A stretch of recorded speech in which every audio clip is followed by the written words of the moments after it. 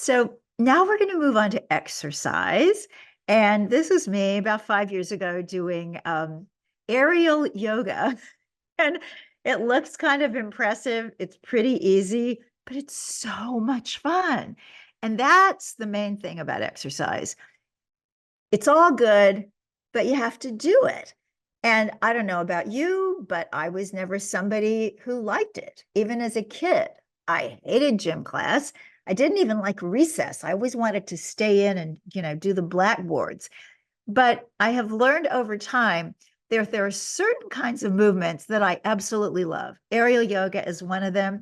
There's something called gyrotonics that you can look up if you haven't experienced it. They call it yoga for dancers. This is wonderful equipment. It's like undulating and the movements are kind of rounded. It's fabulous. And then there's just working out. And we're going to talk about some of those things and how we can incorporate them into our lives. So there's all sorts of things we can do, and there are all sorts of things we should be doing. And I'm sure this is review for health-minded people. So cardio, that's where we're walking or running or doing the treadmill or dancing or skating or swimming, basically keeping the heart rate going. And you want that rate, which of course you can look up and find out the training heart rate for your age. But you want that to be where you can carry on a conversation, but you still know you're getting a little bit of extra beats in there that you don't in a sedentary life. I actually long ago interviewed Dr. Kenneth Cooper. He invented the term aerobics. And my daughter always teases me, you were alive before they had aerobics. Yeah, well, and Dr. Cooper said, all exercise is good, but only one will save your life. That's cardiovascular exercise. And that is true to a large extent, but not quite.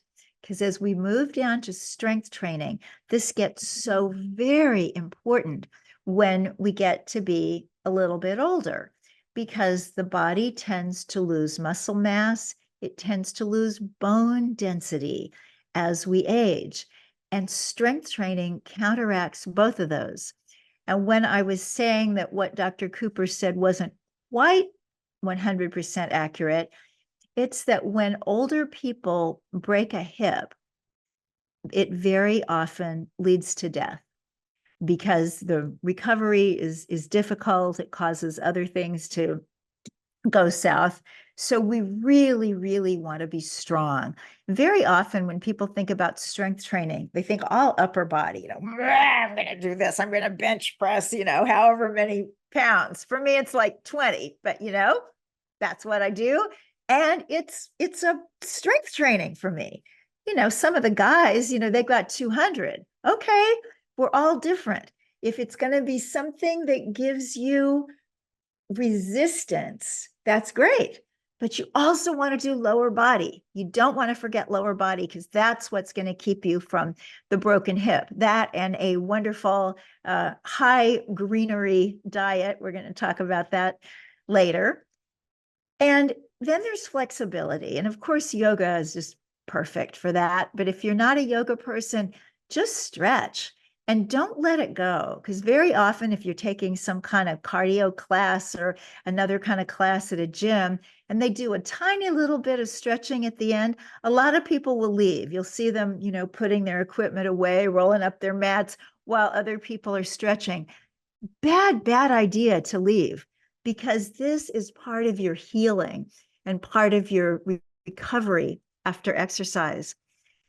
And all of these kinds of ways of being have their physiological component, what they're doing for the body. But because everything in life is connected to everything else, we're in this wonderful holistic kind of experience.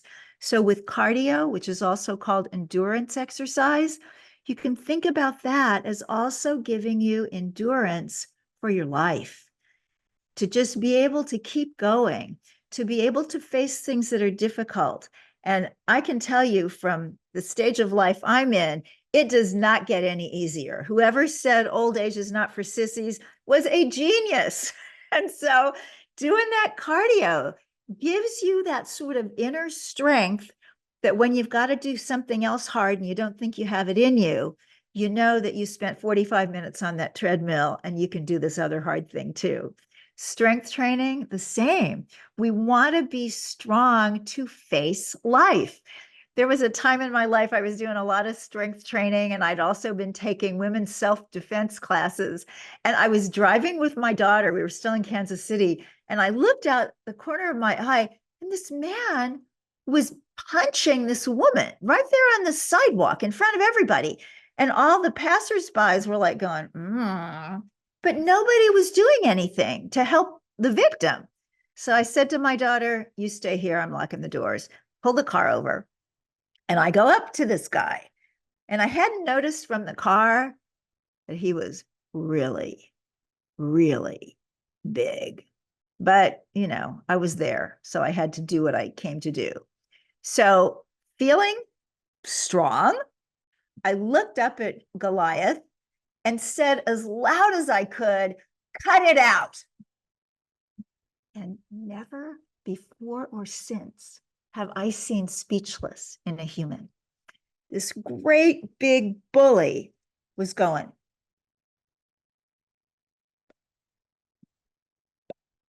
He couldn't speak because he was so shocked that somebody who looks like me would walk up to somebody who looks like him to protect another person. Now, end of that story. The woman walked over to him, got up on her tiptoes, and kissed him on the cheek. It's like, okay, it's one of those, I'm out of here. So I left. But those passersby that didn't do anything saw that. My daughter saw that. And the woman saw that. And I always like to think that one day she left the guy. But this is all because there was a strong feeling within me. I'm not saying to endanger yourself. I'm not saying to be a vigilante, but just as an illustration of how differently you can approach life when you feel strong.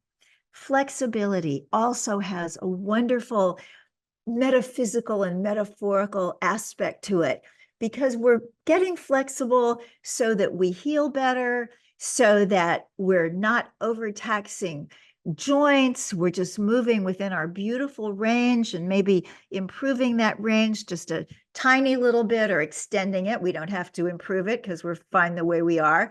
But we want to grow older like a cat. Think of a cat and think of a dog.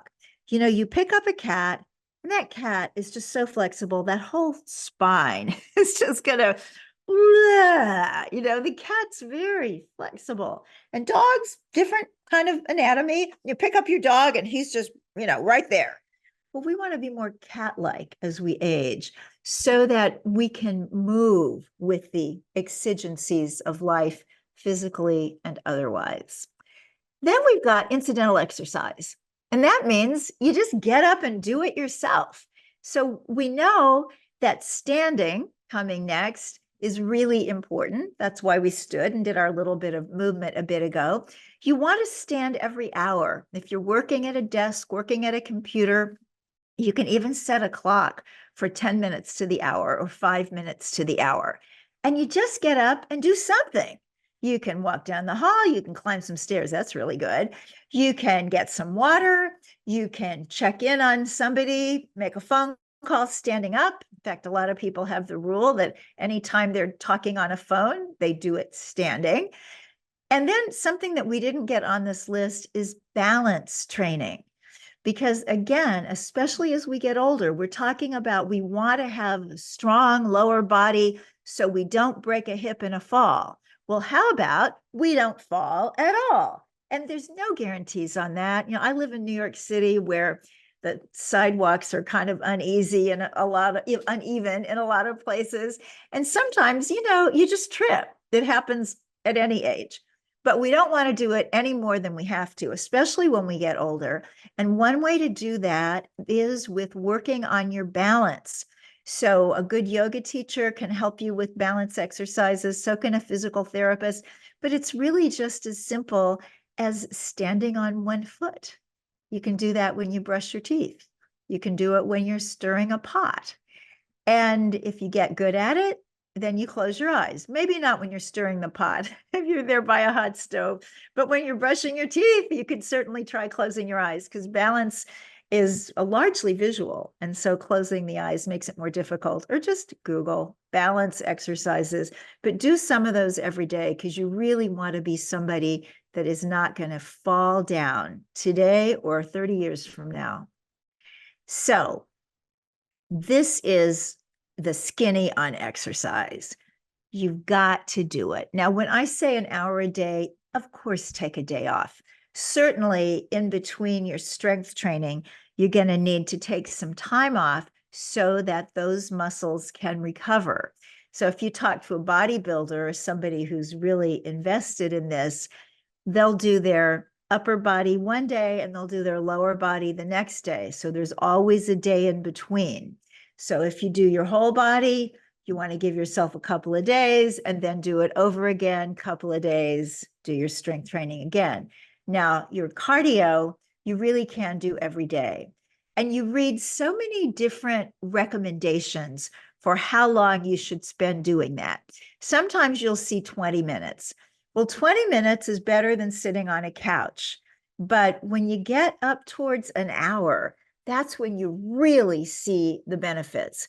But by all means, if you haven't been working out, if it just seems like, oh my God, this is too much, start with 20 minutes. Start with what you'll do. Much, much, much better to do 20 minutes every day for the rest of your life than to do an hour for 3 weeks and fall away. So be within the realm of realistic, but also understand that getting it up to an hour a day is really where we're seeing the tremendous health benefits. So how do we do this in a busy, busy life? I mean, we've got jobs, we've got 2 jobs, we've got side hustles, we've got kids, we've got parents, we've got, so it's difficult. So maybe it won't be an hour every day. You can also divide it up. You know, they used to say you had to do it all in a chunk, and now we know that's absolutely not true. So you can get up in the morning and you can go out and walk. It's an excellent habit to get into for so many reasons beyond the exercise benefit, because getting that natural light early in the day is going to help you sleep at night. It's going to help your mood. If you've got kind of the seasonal affective disorder, or if you're just kind of going through a gray slump, you know, you've got Eeyore, like with the cloud hanging over your head, getting out in the early morning is just so important. So we know what exercise does for us, all these great things for the heart, for the bones, metabolic health. That means you're going to be able to be processing your food, processing your energy better all through the day. And you're going to have a better mood, a better self-concept. So it's one of those catch-22 things where they say that regular exercise in some studies has shown to be as effective for even clinical depression as prescription medication. But when you're feeling awful, it's really hard to exercise. So what can you do? What can you do to get there? Sometimes I think that I have suffered for much of my life with a condition that I named, and I call it activity resistance disorder. So I thought if it was something that could have initials, maybe insurance would one day pay to get help with it. But activity resistance disorder means I don't want to do it. I don't want to get up, because I must say the things that make me happy the most are conversation, reading, watching a really wonderful movie, all the seated pastimes. But you know what? My body didn't evolve to sit. My body evolved to move. So we have to do it. Some interesting new information that exercise actually changes the gut microbiome. It raises the levels of a coenzyme that determines the speed of the aging process. It switches on longevity genes that extends those telomeres we talked about. This is amazing. This is miraculous. And here's my favorite. These are a couple of books that I absolutely love. You can really read either one of them. They're very similar. They're by the same authors. They just did one that they geared particularly to women because the first one was more geared to men. Again, not a vegetarian book. I don't pay attention to the parts they write about food. There's not much in them about foods because these are books about exercise. And here's the deal. In addition to all the stuff we've always heard about how exercise is so wonderful, it's all about the message that the brain gets, because in our prehistoric past, life was hard. A lot of people didn't make it through the winter. They would go in the cave and they would huddle and they would hope that they could make it through. So this is giving the brain the message of, oh, that person's not moving. So why should I mount an immune response? Why should I do anything to take care of this person? They're on their way out. But when you're moving, you're giving the brain an entirely different message. So some people would say, well, yeah, but those people were starving. If you are lying on the couch eating chips, lots of chips, even if you're lying on the couch eating kale chips, the body is sending the brain the message, don't secrete the hormones this person needs. Don't trouble yourself. This body that is sedentary is not long for this world. So we want to give it the other message. And that means we're going to get out, we're going to walk in the morning and maybe half an hour. And then maybe after work, you might take a dance class. You might go out dancing. You might take a bike ride. Incorporate this stuff into your life. Start small if you need to start small, but by all means, get it done. Now we're moving on to nourishment. And you're going to be hearing so much about this over the next 16 days that I'll just give you some of my specific ideas. You know, we were all brought up balanced meal. And we know what that looked like. I mean, the posters in my school cafeteria were like a pork chop, mashed potatoes, green beans with bacon in them, a glass of milk.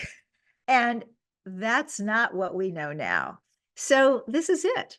This is the new balanced meal. We got fruits, veggies, whole grains, legumes. So there's no fruit here, although I think some of those little red pieces might be peppers and they're botanically fruits. But heck, we could eat this meal and then have some fruit for dessert. So you want veggies and you want greens. You know, it's almost like they need to be two groups. All vegetables are wonderful. Greens are spectacular.